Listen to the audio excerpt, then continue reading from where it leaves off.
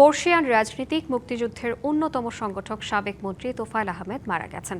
৬০-এর দশকে ছাত্র রাজনীতির উজ্জ্বল নক্ষত্র, ৬৯-এর গণঅভ্যুত্থানের নায়ক এই রাজনীতিক বেলা ৩:৩০টায় রাজধানীর স্কয়ার হাসপাতালে চিকিৎসাধীন অবস্থায় মারা গেছেন। তার বয়স হয়েছিল ৮১। প্রবীণ এই রাজনীতিক দীর্ঘদিন ধরে নানা শারীরিক অসুস্থতা নিয়ে হাসপাতালে চিকিৎসাধীন ছিলেন। কাল ভোলায় জানাজা শেষে পারিবারিক কবরস্থানে তোফায়েল আহমেদকে দাফন করা হবে।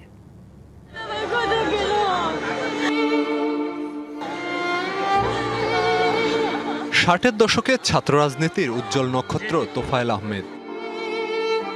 দীর্ঘদিন ধরে বার্ধক্যজনিত নানা অসুস্থতায় ভুগছিলেন তোফায়েল আহমেদ। গত ২৪শে সেপ্টেম্বর নিউমোনিয়াজনিত শ্বাসকষ্ট ও হৃদরোগ নিয়ে ভর্তি হন স্কয়ার হাসপাতালে। ছিলেন লাইফ সাপোর্টে। ৮ মাস ৮ দিন চিকিৎসাধীন থাকার পর সোমবার বেলা ৩:৩০টায় মৃত্যু হয় তোফায়েল আহমেদের। ভোলা গভর্নমেন্ট স্কুল মাঠে জহুর বাদ তার দ্বিতীয় জানাজা অনুষ্ঠিত হবে। সেখান থেকে তাকে নেওয়া হবে কোরালিয়া গ্রাম, দক্ষিণ দিগুলদি।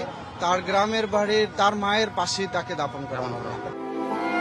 তার জন্ম ১৯৪৩ সালের ২২ অক্টোবর দ্বীপ জেলা ভোলা সদর উপজেলার দক্ষিণ দিগুলদি ইউনিয়নের কোরালিয়া গ্রামে। নানা বাকবদলের সাক্ষী তোফায়েল আহমেদের রাজনীতিতে হাতেখড়ি কলেজ জীবনেই। ভোলা সরকারি হাই স্কুল থেকে মাধ্যমিক ও বরিশাল বিএম কলেজ থেকে উচ্চ মাধ্যমিক পাশ করেন তিনি। ৬০-এর দশকে ঢাকা বিশ্ববিদ্যালয়ের ছাত্র থাকাকালীন তিনি যোগ দেন ছাত্রলীগে।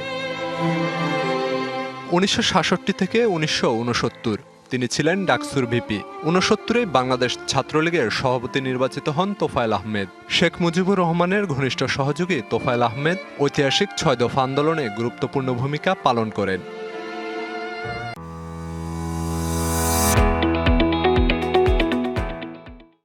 ৬৯-এর উত্তাল সময়ে তিনি সর্বদলীয় ছাত্র সংগ্রাম পরিষদের অন্যতম প্রধান নেতা হিসেবে গুরুত্বপূর্ণ ভূমিকা পালন করেন। ৬ দফা কর্মসূচি ১১ দফায় অন্তর্ভুক্ত করে নেতৃত্ব দেন গণ অভ্যুত্থানে। তার নেতৃত্বেই তীব্র রূপ পায় ৬৯-এর গণ অভ্যুত্থান, যার ফলে শেখ মুজিবুর রহমানকে মুক্তি দিতে বাধ্য হয় পাকিস্তান সরকার। ৭০-এর নির্বাচনে ২৭ বছর বয়সে পাকিস্তান জাতীয় পরিষদের সদস্য নির্বাচিত হন তোফায়েল আহমেদ। মুক্তিযুদ্ধে মুজিব বাহিনীর অঞ্চলভিত্তিক ৪ প্রধানের একজন হিসেবে গুরুত্বপূর্ণ ভূমিকা পালন করেন।